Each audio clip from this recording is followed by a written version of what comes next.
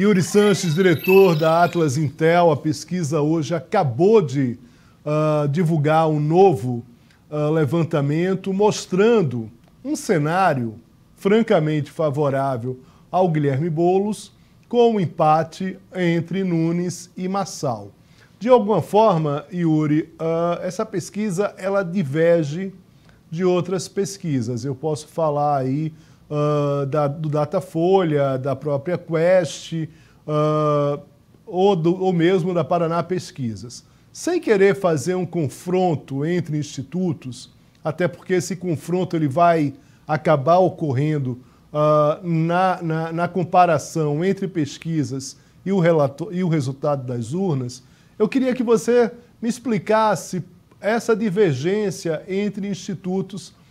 Muito obrigado mais uma vez pela presença. Imagina, Léo, eu que agradeço o convite. Um prazer estar aqui de novo. Bom, acho que falando, né, da diferença, por exemplo, em relação ao resultado do Guilherme Boulos, quando a gente olha na eleição de 2020, a gente vê que a esquerda em São Paulo, na cidade de São Paulo, teve, no primeiro turno, 29% das intenções de voto, né? Isso com Guilherme Boulos, com Gilmar Tato, do PT, quando ainda estavam competindo separadamente. Mas, então, me parece que o resultado, né, que Boulos tem na nossa pesquisa de uma forma bastante consistente, desde as últimas que a gente tem lançado e na que a gente divulgou hoje também, com 28% dos votos, ela está em linha com um tamanho também da esquerda em São Paulo, lembrando que agora o PT está apoiando o Guilherme Boulos com Marta Suplicy como sua vice. Então, acho que a gente tem conseguido captar uma dinâmica que não seria nova, eu diria, na cidade de São Paulo. A gente já viu acontecer em 2020. Em relação a Pablo Marçal, ao próprio Ricardo Nunes, existe uma diferença metodológica, né? As pesquisas Atlas elas são conduzidas via web. Isso significa que os nossos respondentes estão navegando na internet num hábito normal de navegação, seja fazendo uma busca num mecanismo de busca, assistindo um vídeo, comprando algo em algum marketplace, e existe a chance deles se depararem com um anúncio nosso, convidando para responder a nossa pesquisa. A partir desse momento, né, a participação é totalmente voluntária, e uma das diferenças é que não existe a interação entre entrevistador e entrevistado. A gente tira da equação a influência da interação humana, que já tem estudos que mostram que existe sim essa influência no resultado de pesquisas.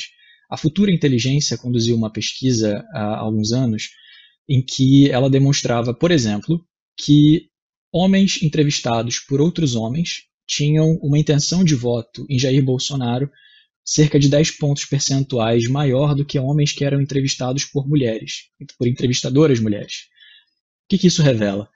Que a interação humana, seja via telefone, seja pesquisas, né, em ponto de fluxo na rua, essa interação entre o entrevistador e o entrevistado pode fazer com que determinados temas ou determinadas, né, posições políticas, intenções de voto, acabem sofrendo uma moderação porque você não sabe o que o outro entrevistador, o que a pessoa na sua frente vai pensar de você, né, sobre temas polêmicos, seja ele legalização das drogas, aborto.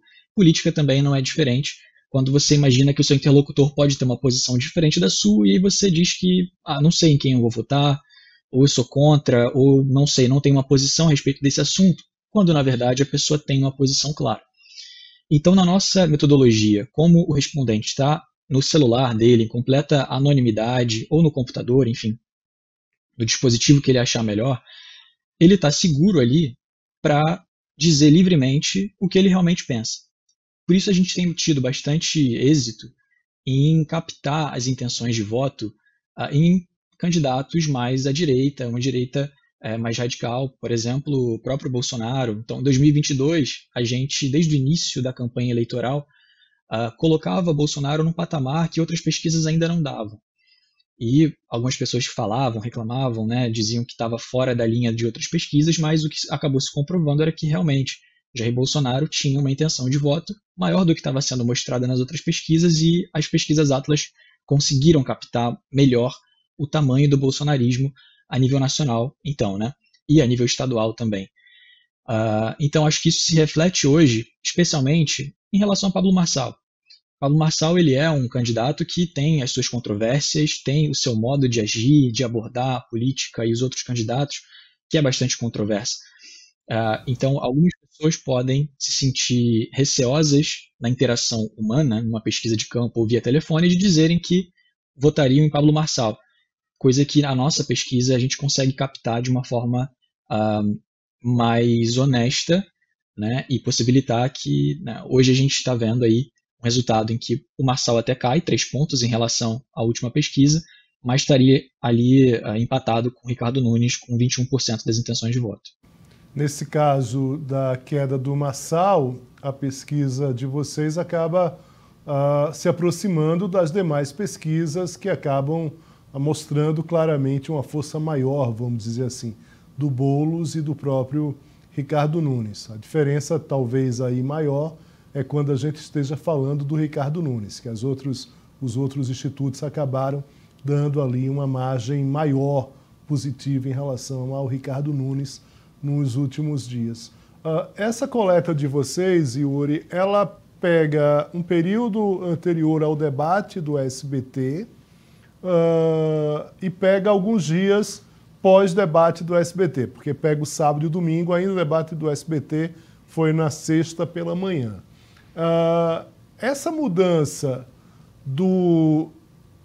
da própria ação, do próprio movimento, da própria apresentação do Marçal, que baixou o tom no debate do SBT, como é que você vê isso em relação a essa queda dele? Ele tem clareza da dificuldade que o tom agressivo dele acabou atrapalhando? Eu acredito que sim, Léo. Isso até vem até um pouco antes, né? Teve, acho que, por exemplo, um dos fatos, né? Antes do debate da Band, no debate da Band também, do SBT, ele tinha dito que pediu perdão para Tabata Amaral, por exemplo, pelas declarações que ele tinha feito a respeito do pai dela, né? Então ele sentiu a resposta que a Tabata Amaral deu logo após ele ter feito essas afirmações. Então esse foi um impacto que ele sentiu. No episódio da cadeirada, ele também, né, não só esticou a corda ali até um limite, tanto para o Datena, quanto eu acredito também que para a própria audiência, para o próprio eleitorado, assistindo o desempenho, o comportamento de Pablo Marçal nos debates, era algo que, sim, realmente poderia instigar que um determinado limite ou alguns limites foram cruzados. E a reação dele à cadeirada, de ter feito, né, ele mesmo diz que fez uma cena ali com a ambulância, que ele poderia ter até andado até o hospital, mas ele preferiu fazer uma espécie de teatro ali. Isso acaba pegando para ele em alguns pontos, né? Primeiro que realmente acho que ele estica a corda demais, ele cruza alguns limites da própria paciência do eleitorado, do entendimento que realmente ele foi desrespeitoso além da conta, fez acusações e provocações que são muito sérias e que a gente não costuma ver nesse nível em debates eleitorais, mas também ele vende um personagem que é praticamente indestrutível, né? Um personagem que não tem medo se um helicóptero estiver caindo, se um avião estiver caindo, enfim, não tem medo em situações assim que para meros humanos mortais, naturalmente a gente sentiria um medo, ou enfim. Acho que esse teatro que ele fez, de certa forma, vai ruindo um pouco a imagem desse personagem que ele criou, especialmente no eleitorado bolsonarista, no eleitorado que tinha uma presença de homens votando nele que era maior, né? E na nossa pesquisa houve uma queda nesse eleitorado masculino, no eleitorado evangélico, que também tem essa concatenação com o eleitorado bolsonarista também. Isso faz com que, na nossa pesquisa, ele tenha caído 3 pontos percentuais desde então, desde a pesquisa que nós lançamos no dia 11 de setembro. Mas um ponto interessante é que desses 3 pontos que ele perde, é uma parcela ali do eleitorado que, de certa forma, demonstra que o personagem, o desempenho dele ali nessa última semana não foi muito agradável, mas esse eleitorado acaba não migrando para outro candidato. A gente vê, na verdade, um crescimento das intenções e de anular o voto ou de indecisos.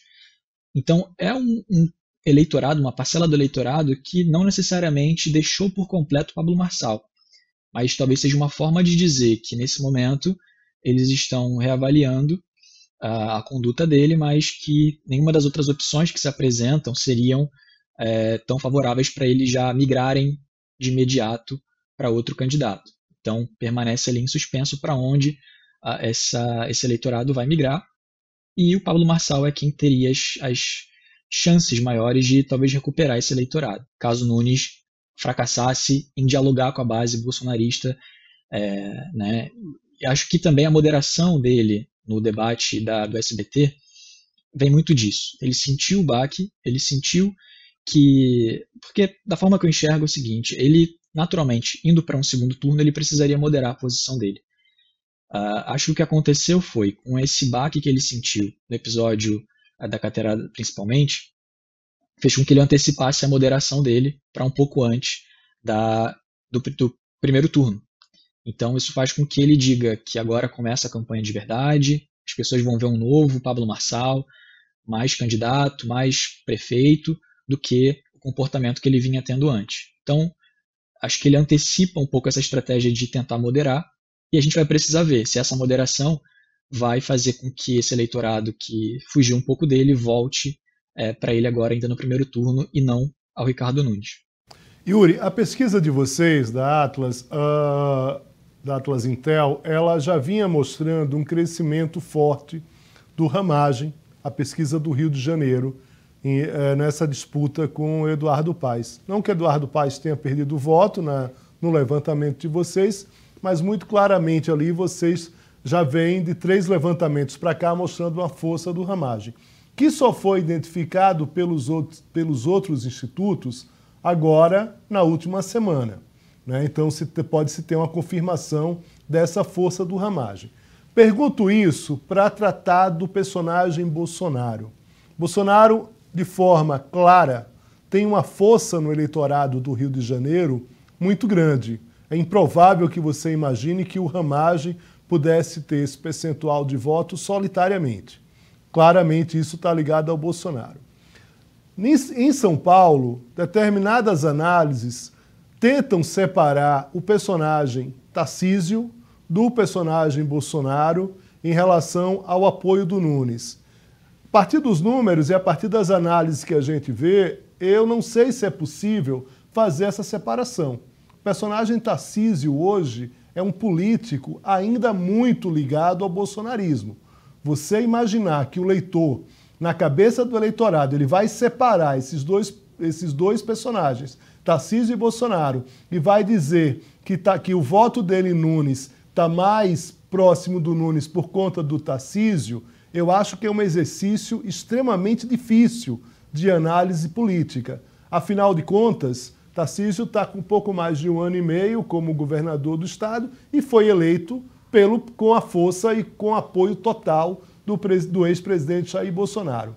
Queria uma análise da tua parte em relação a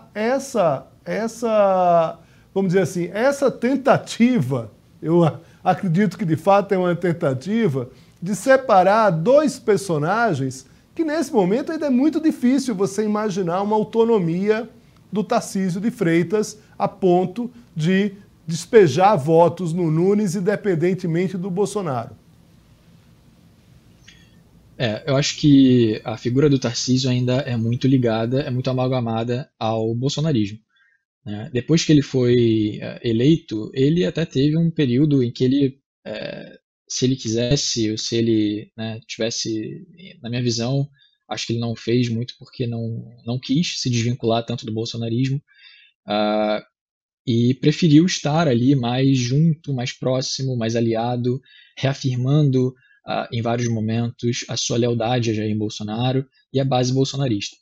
Então, eu acho que realmente o Tarcísio ele está muito ligado ainda ao bolsonarismo. Acho que foi ministro de Jair Bolsonaro e acho que ele consegue, de certa forma, transitar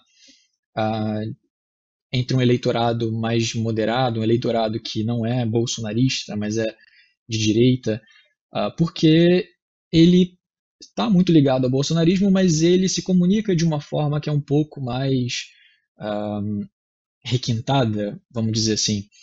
Ele se comunica de uma forma que, quando ele quer, de certa forma, maquiar o bolsonarista ou o bolsonarismo, né, com o qual ele está bastante próximo, ele consegue dialogar ali, falar, e né, a gente viu ele se reunindo com Lula e sorrir aqui e ali.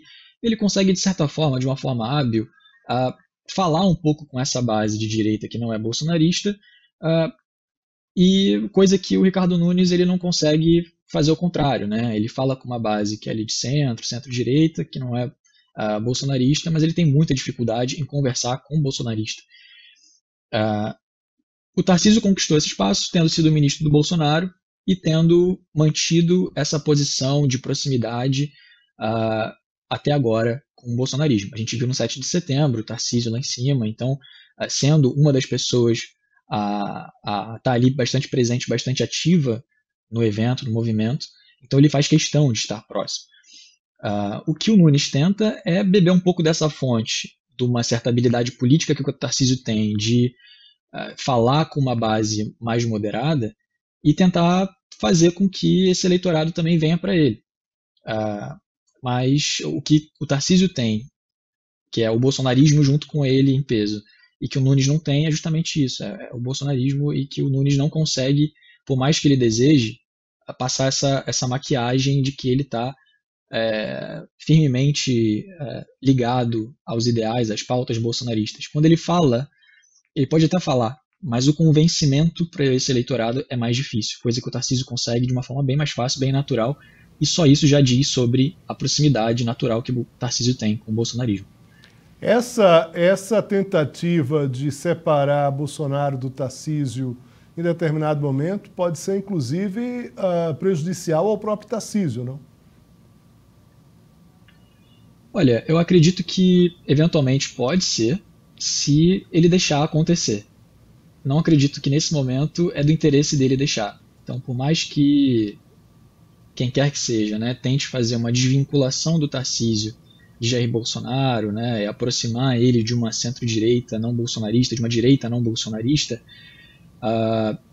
enquanto ele prestar reverências ao bolsonarismo, que eu acredito que ele vai continuar fazendo, porque é o que ele precisa para a manutenção de boa parte do capital político dele, da aprovação que ele tem enquanto governador e de futuras aspirações também eleitorais, enquanto ele mantiver essa proximidade que ele busca, que ele mantém, não acredito que vão conseguir desvincular ele de uma forma tão clara. Pode ser que na cabeça do eleitorado, mas que não é bolsonarista, mas é de direita, isso alguém compre essa ideia, né? Compre essa análise. Mas não acredito que o Tarcísio deixaria isso tirar dele um trunfo político que ele tem para eleições futuras. Yuri Sanches, diretor da Atlas Intel, muito obrigado aqui pela presença no Poder Expresso, muito obrigado pelo seu tempo, pela sua gentileza, um bom trabalho para você e até a próxima. Imagina, Léo, eu que agradeço a oportunidade, muito bom estar aqui, boa tarde para vocês.